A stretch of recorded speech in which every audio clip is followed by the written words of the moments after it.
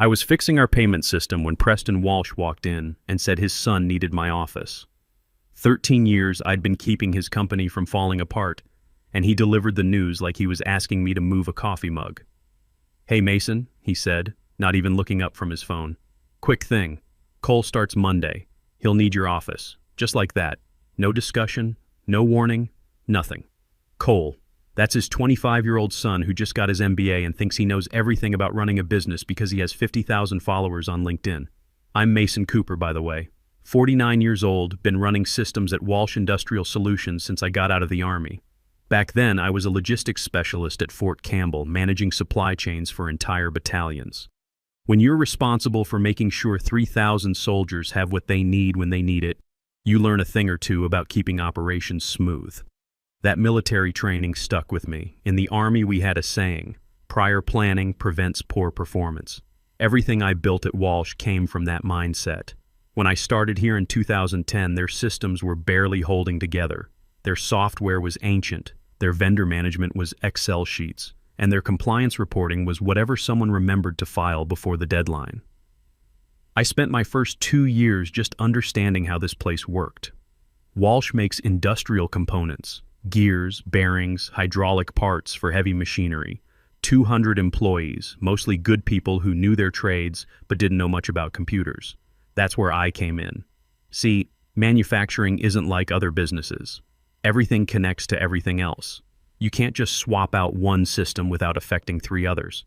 So I built it all custom, wrote programs that connected our old systems to vendor websites, set up alerts when inventory got low, built backup plans for when suppliers changed their formats, which happened constantly.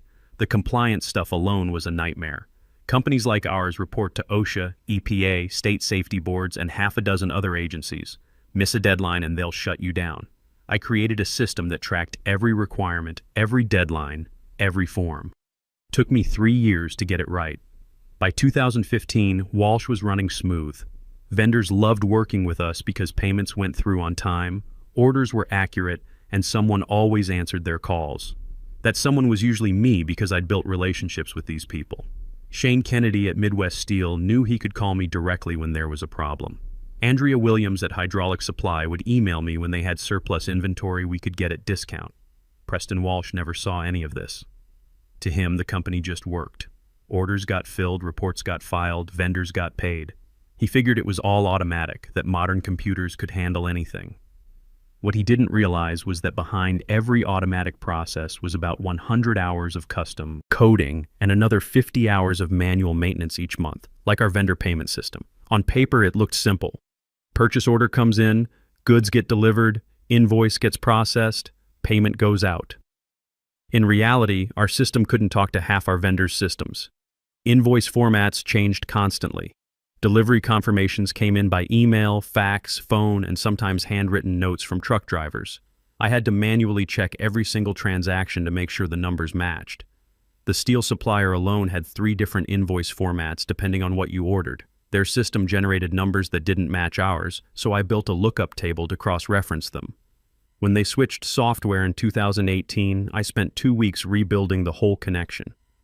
Cole didn't know any of this existed. To him, I was just some old guy who sat in an office and typed on a computer. He probably figured he could do the same thing, maybe faster since he grew up with technology. Preston stood there in my office like he'd just solved world hunger. He finally looked up from his phone, seemed surprised I wasn't putting up a fight. "Of course," I said. "That's it? Just, of course?" He nodded once and walked out, probably thinking he'd handled that real smooth. I sat there for about 20 minutes, looking around the office that had been my command center for over a decade. My Army certificate hung next to 3 safety awards our division had won under my watch. The whiteboard where I tracked vendor delivery schedules, the second monitor where I kept all the compliance dashboards running. You know what? Fine. I packed up 3 things. My travel mug with the fading company logo, my notebook with 13 years of passwords and vendor contacts, and the flash drive that contained every script, every automation sequence, every manual override that kept this place running. Everything else, the dual monitors, the ergonomic chair Cole would probably replace with some gaming setup, the little plant that somehow survived in the fluorescent lighting, I left it all for him to figure out. Before I walked out, I sent Rachel Coleman in HR a simple email, transitioning to remote work temporarily while office reshuffling occurs, available via email as needed. Then I got in my truck and drove home. Didn't look back once. Monday morning rolled around and I watched from my kitchen table as Cole posted his first day at the office. Kid brought a ring light to a manufacturing facility, posted it on Instagram with some caption about bringing fresh energy to old school industry. I nearly choked on my coffee. The thing is, nobody really knew what I did all day. They just knew that when vendors called with problems, I handled it. When the compliance software glitched during audit season, it got fixed. When our biggest client needed rush orders processed, it happened. They figured it was all automatic, that computers just did their thing. What they didn't know was that I'd spent 13 years building a system that looked automatic but actually needed constant human intervention, like our daily operations report that went out every Tuesday at 8:15 a.m. sharp. Cole probably thought it generated itself. Truth was, I pulled data from 5 different systems, cross-referenced it with delivery schedules, manually adjusted for the seasonal stuff our software couldn't predict, and formatted it so the management team could actually understand what they were looking at. First red flag came on Tuesday morning. That operations report didn't go out. Cole sent an email asking where it was, copying half the management team like he was already taking charge. I watched him scramble for about an hour before he finally called the IT department. Poor Dustin Hayes in IT spent 3 hours explaining that there was no automatic report generator, that Mason Cooper had been creating it manually all these years. I ignored Cole's follow-up emails, made myself another cup of coffee, and started working on something more interesting. My consulting business plan. See, back in the Army, we called it institutional knowledge, the stuff that doesn't get written down in manuals because it's too specific, too situational, or changes too often to document. Every unit has guys like me who carry that knowledge in their heads. Lose those guys without proper transition, and the whole operation falls apart. That's exactly what was happening at Walsh, and I was watching it from my kitchen table with a front row seat. By Wednesday, the first compliance issue hit. State Safety Board sent a routine inspection notice. Standard stuff that needed a response within 48 hours. Usually took me about 20 minutes to pull the right reports, verify the safety protocol updates, and submit the response. This time, Cole spent the whole day trying to figure out which forms to file and which safety protocols they were even asking about. He called me Thursday morning. "Mason, hey, quick question about the safety compliance thing. Where do we keep those protocols?" "I'm unavailable," I told him. "Right, but this is kind of urgent.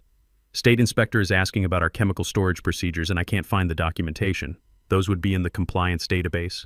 Password protected, manual updates required monthly." Long pause. "What's the password? I work on retainer now. $150 per hour, 3-month minimum commitment." Another pause. Longer this time. I'll get back to you." He never did. By Friday, things were getting interesting. Midwest Steel, our biggest supplier, flagged a delivery discrepancy. Their invoice showed 500 units of bearing assemblies delivered, but our system only showed 450 received. Simple data entry error. Happens all the time. Normally, I'd cross-check the delivery receipt, verify the physical count with our warehouse manager, and adjust the system within an hour. Cole spent the entire day on it. Called the warehouse 3 times, emailed the vendor twice, and finally just approved the invoice, without verifying anything. Problem was, we actually had received all 500 units. The warehouse guy had entered them under the wrong product code. So now our inventory was off, our accounting was wrong, and we just paid for 50 units we couldn't locate in the system. That's when Shane Kennedy at Midwest Steel called me directly. "Mason, what's going on over there? Kid doesn't seem to know how your receiving process works. Should I be talking to someone else?" "I'm freelancing now, Shane. If Walsh wants me to handle vendor relations, they know my rates." "Freelancing? Hell, you should have told me sooner. We've been thinking about bringing in a consultant to streamline our vendor management systems. You interested?" That conversation led to my first client. Midwest Steel hired me to audit their accounts payable process and implement some of the automation techniques I developed at Walsh. $10,000 for a 3-month engagement. Not bad for my first week as a consultant. Meanwhile, back at Walsh, Cole was discovering that running operations wasn't just about having good PowerPoint skills. The monthly vendor reconciliation was due, a process where we compared our purchase orders against delivered goods against invoiced amounts. I'd automated about 70% of it, but the other 30% required manual review because vendors kept changing their formats.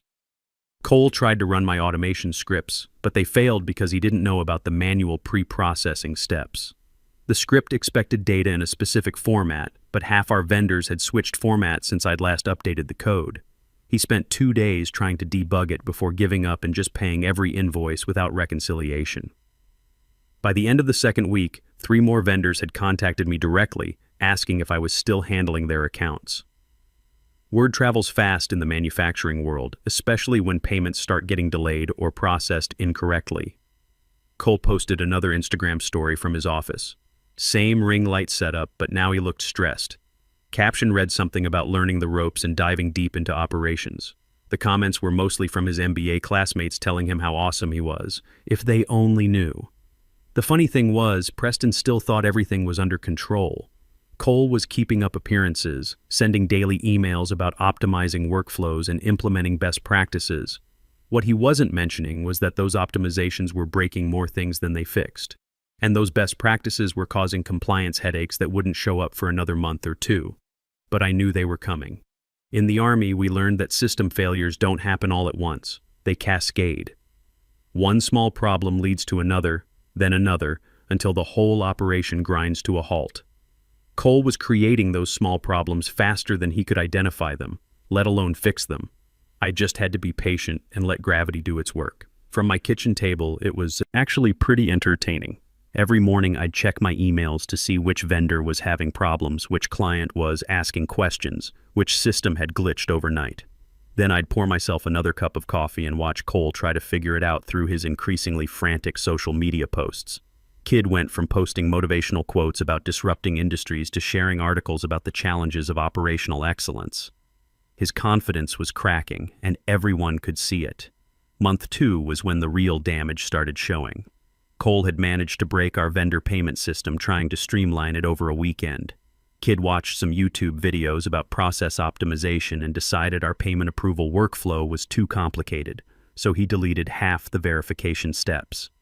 Monday morning, 3 suppliers called asking why their payments were 2 weeks overdue. Turns out Cole's streamlined system had been approving payments that never actually got processed.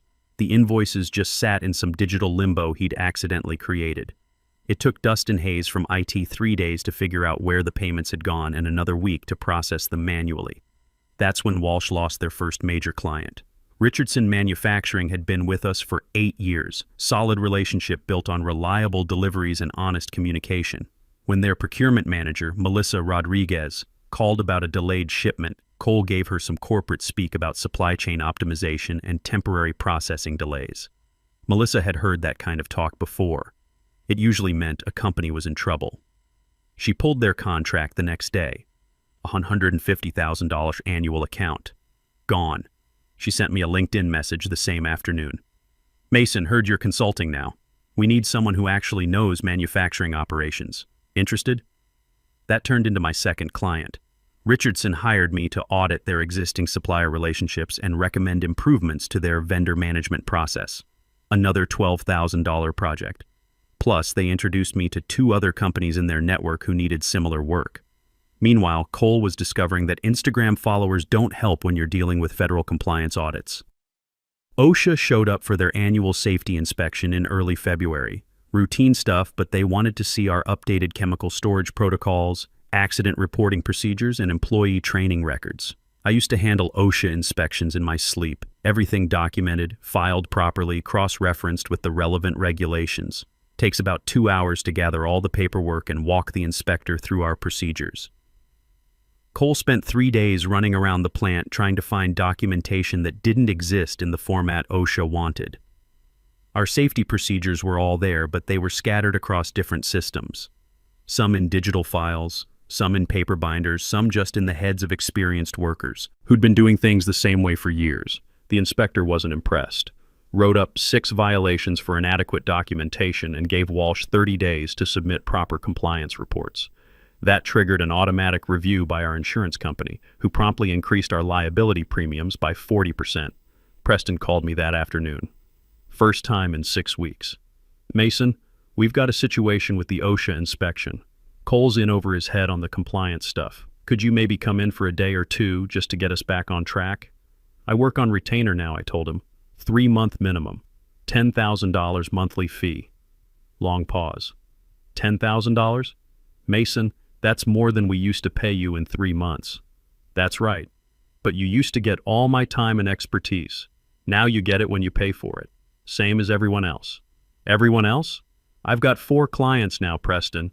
Richardson Manufacturing, Midwest Steel, Industrial Components Corp., and Parker Hydraulics. All companies that value experience over MBA degrees. Another pause. We need to talk about this face-to-face. You can schedule a consultation. Standard rates apply. He hung up. That week, word really started spreading through the industry. Manufacturing is a small world. Procurement managers talk to each other. Vendors know which companies are easy to work with and which ones are headaches. When payments start getting delayed, when orders get processed wrong, when longtime employees suddenly aren't around anymore, people notice. Shane Kennedy at Midwest Steel mentioned my consulting work to his counterpart at Great Lakes Bearing. That led to another project. Andrea Williams at Hydraulic Supply recommended me to a company in Toledo who needed help implementing a new inventory management system. By March, I was turning down work because I couldn't handle it all myself. That's when I made my first real business decision. Hired Nicole Patterson, one of the people Walsh had laid off in January. Best production scheduler I'd ever worked with. 15 years of experience. Let go because Cole needed to right-size the workforce. She jumped at the chance to work with me. Then I brought in Wade Thompson, maintenance supervisor who'd been at Walsh for 12 years before getting cut in the second round of layoffs.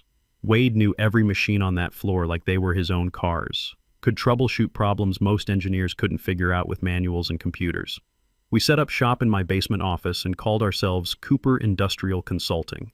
Nothing fancy, but within 2 weeks we had 6 active projects and a waiting list of potential clients. The irony wasn't lost on me. Walsh was laying off experienced people to cut costs while paying me triple my old salary to consult for their competitors.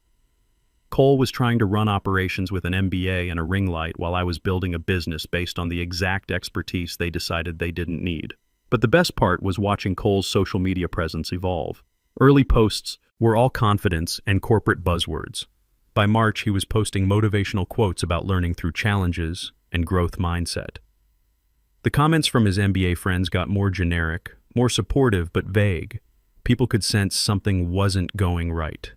End of March brought the quarterly numbers. Walsh's revenue was down 18% from the previous year. Operating costs were up due to increased insurance, consultant fees, and inefficiencies Cole's optimizations had created. 2 more major clients had switched suppliers, citing service reliability concerns. The stock price dropped from $34 to $28. Not catastrophic yet, but enough to get the board's attention. Preston called another meeting with senior management. Word was some uncomfortable questions were being asked about the operational changes. Cole wasn't invited to that meeting, but I was busy enough not to pay much attention. Cooper Industrial Consulting was booked solid through June with inquiries coming in faster than we could respond to them. Turns out there was a lot of demand for people who actually knew how manufacturing operations worked in the real world, not just in PowerPoint presentations. Sitting at my kitchen table each morning, reviewing client emails and project updates, I couldn't help but smile. This wasn't how I'd planned to spend my late 40s, but it sure beat watching my expertise get dismissed by some kid with a business degree and a social media following. The real fireworks were still to come. By June, Walsh was in full crisis mode. Cole had managed to crash their main inventory system during a routine update that turned out to be anything but routine. 3 days of downtime meant they couldn't process orders, couldn't track shipments, couldn't even tell customers what they had in stock. The final straw came when their biggest remaining client, Industrial Dynamics, pulled their contract after a shipment of hydraulic components arrived 2 weeks late with half the order missing. $280,000 annual account. Gone. Their procurement director sent me an email the same day. Mason, we need reliable partners. What's your availability? That's when Preston showed up at my house. I saw his BMW pull into my driveway through the kitchen window. Same guy who'd walked into my office 5 months earlier like he owned the world. Now sitting in his car for 10 minutes like he was working up the courage to knock. When I opened the door, he looked like he'd aged 2 years in 5 months. Tie loose, hair messed up, that corporate confidence completely gone. "Mason," he said, "we need to talk." I stepped aside, let him in, poured myself a whiskey. Seemed like that kind of conversation. Didn't offer him one. He sat on my couch like he was expecting it to collapse under him. Started talking about temporary setbacks, growing pains, Cole needing more time to adjust. All the corporate speak you use when you're trying not to admit you made a massive mistake. "The board is asking questions," he finally said. "Stock's down to $22. We've lost 30% of our major accounts. Insurance premiums are through the roof after the OSHA violations, and our operating costs are up 40% because we keep having to bring in consultants to fix things Cole breaks." I sipped my whiskey and waited. "We need you back, Mason. Full salary restoration, better office, whatever it takes. I'm unavailable. Come on, be reasonable. This consulting thing is nice, but it's not a real career. You're 49 years old. You need stability, benefits, retirement planning." That's when I handed him the folder I'd prepared the week before. Annual report for Cooper Industrial Consulting, 6 months in business. He opened it slow, like he was afraid of what he'd find inside. Revenue projections, client list, growth metrics. His face went through about 5 different expressions reading it. $250,000 in billable revenue. He looked up at me like I'd just claimed to be an astronaut. In 6 months, 6 active clients now. Booked solid through December. Nicole and Wade are pulling down better money than they ever made at Walsh. And we're thinking about hiring 2 more people. But this is... He stopped, stared at the numbers like they might change if he looked long enough. "This is more than we paid you in 2 years. Those clients don't think I'm just some old guy who types on computers. They understand what 13 years of experience is worth. They know the difference between expertise and an MBA. Preston set the folder down on my coffee table like it weighed 50 pounds. "What do you want me to tell the board? Tell them you gave away your entire institutional knowledge base to hire a social media influencer. Tell them you thought 13 years of custom systems and vendor relationships could be replaced by a kid with a ring light. Tell them exactly what happened." He left without another word. 2 weeks later, Walsh announced Cole was leaving to pursue entrepreneurial opportunities. Corporate speak for "we can't fire the CEO's son, but we can make him disappear." Word was, the board had given Preston an ultimatum: fix the operations mess or start looking for a new job himself. They brought in a consulting firm from Chicago to rebuild their systems. Cost them $200,000 over 4 months to recreate about half of what I'd built over 13 years. The other half, the vendor relationships, the institutional knowledge, the informal networks that made everything work, that was gone for good. By Christmas, Walsh stock had dropped to $18. They'd laid off another 35 people, closed their satellite office in Toledo, and were rumored to be exploring merger options. 3 more major clients had jumped ship, and their insurance company was threatening to drop coverage entirely unless they fixed their compliance issues. Meanwhile, Cooper Industrial Consulting was thriving. We'd moved out of my basement into a proper office, hired 2 more consultants, and had a waiting list of potential clients. Industrial Dynamics became our biggest account. $75,000 annual retainer for ongoing operations consulting. Richardson Manufacturing referred us to 3 companies in their network. Midwest Steel brought us in to completely overhaul their vendor management systems. The best part wasn't the money, though. It was the respect.